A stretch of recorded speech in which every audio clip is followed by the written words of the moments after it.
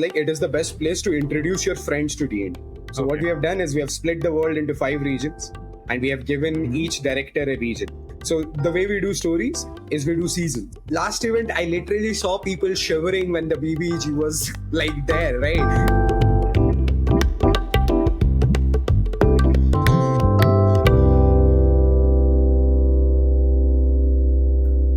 There are several places in India where you can go and play D&D.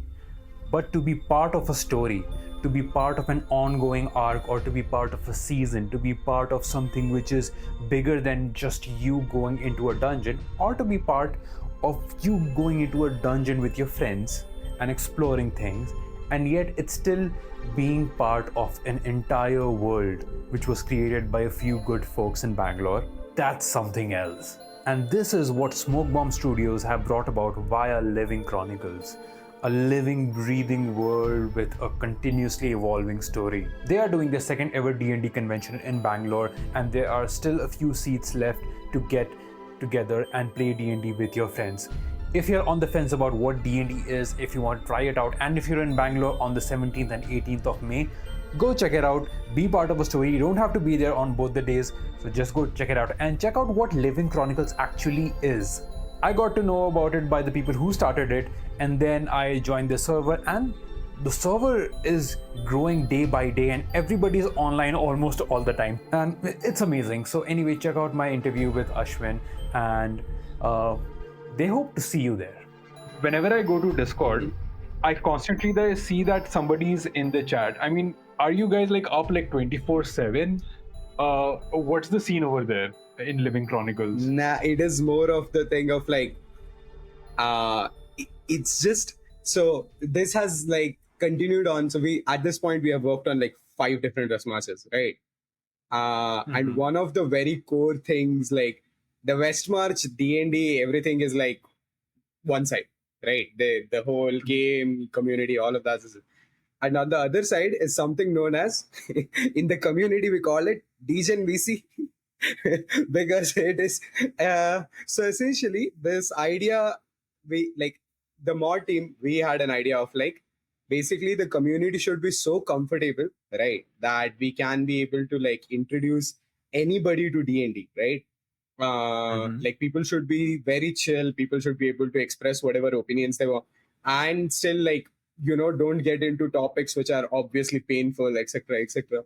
So over the years, right, by like leading with example, or by like, you know, promoting the right kind of people, it has just created this sort of environment where it is not us, the admin team is not there in the VC 24/7, at least not now, right?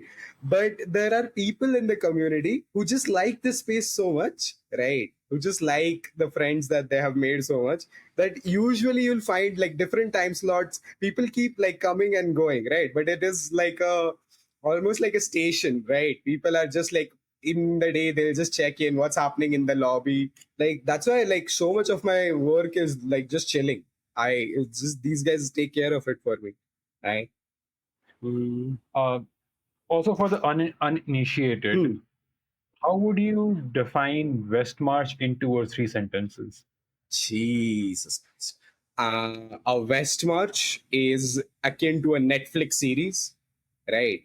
Where you like, there is a whole host of characters, right? And all of them are in the same world, roughly dealing with the same shit, right? But they have such different perspectives, and everything is connected in weird ways. And in season 3, you find out that that one random person in season 1 was actually the BBG the whole time. Innately, Westmarching is just like, you play whenever you want to play, right? It's not a fixed schedule, like every Thursday, right? It's not that. You just show up and you play. So that's how I would describe it. If I had to, I would say it's the Netflix series of D&D. So the scheduling component of D&D is completely out of there, right? So whenever a game is happening, you know that everybody involved is not like, they have not made time to be here, right? They genuinely had time and energy and wanted to play D&D and are here, like just as a natural confluence. And you guys have taken it to the next step by making a literal D&D convention where can come and play and be part of that ongoing Yes. story, if I can put that into perspective. Like, okay, it's a living breathing world, it's a living breathing story which has been going on for the past year. And you guys have like did a convention where it was like a part or a moment in the Yep. story, if I'm not Yep. wrong, Yep. Yep. that was going Yeah. on. And you are taking it to the next step with this one. Yeah. Is it like a season finale kind of a thing? In many ways, yeah. So just right now in the server, the people are just Mhm. have just recovered from a demonic invasion, which just happened, Okay. right?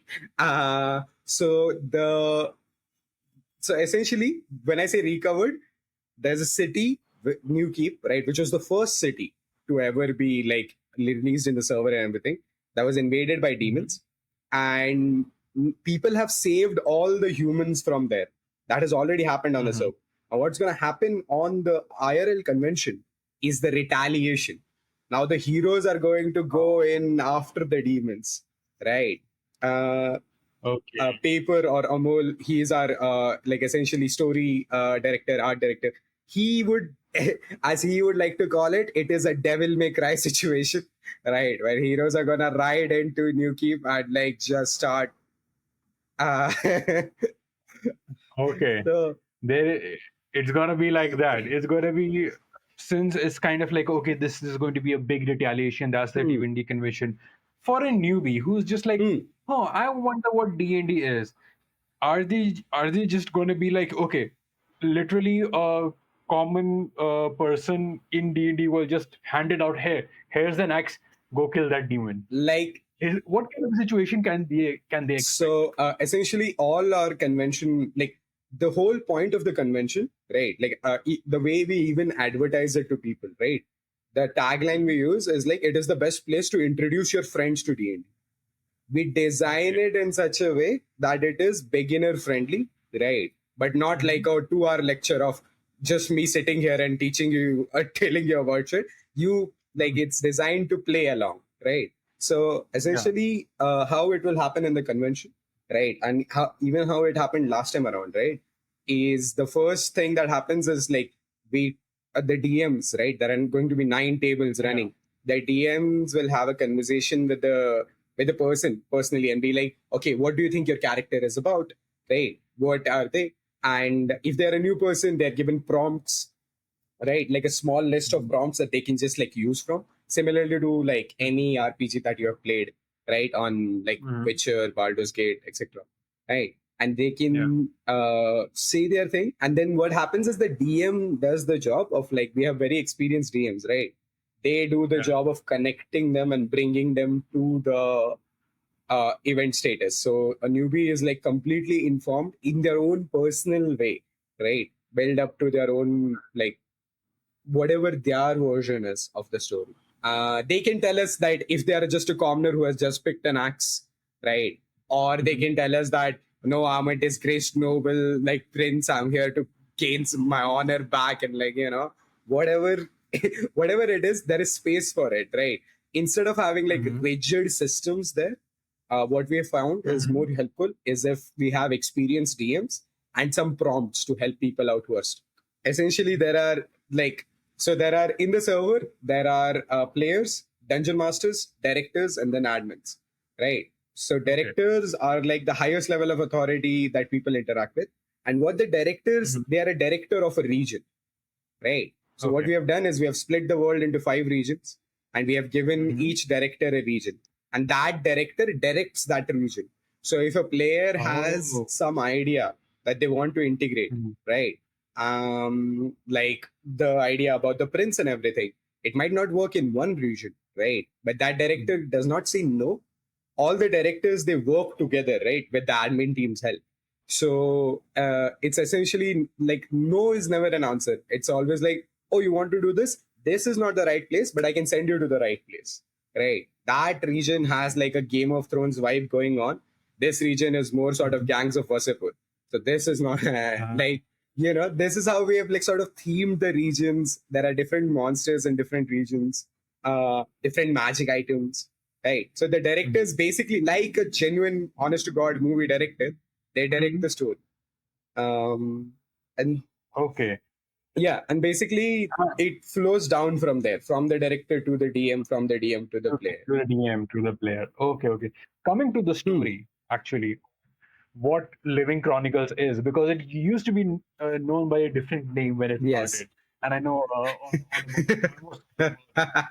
So, what is the story that you guys are trying to tell? So at the moment, Living Chronicles, the story of Living Chronicles is all about sort of rebellion, right?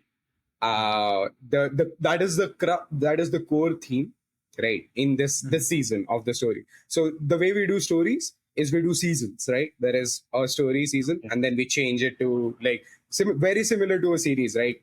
That season gets Yeah. over, next season.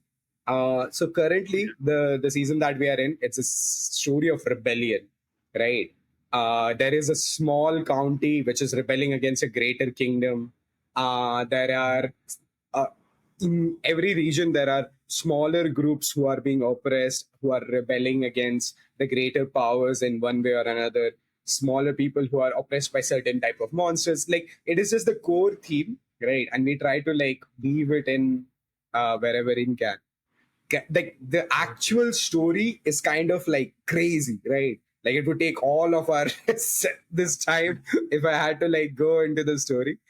What's happening? We'll get into it like one day, maybe in a Yes. future episode. We'll definitely get Yeah, into it. there are some crazy moments that have happened there, which is like we did not expect it, players did not expect it, just like happened suddenly, and it's like, okay, this is what we're doing now, I guess. Yeah, demon invasion.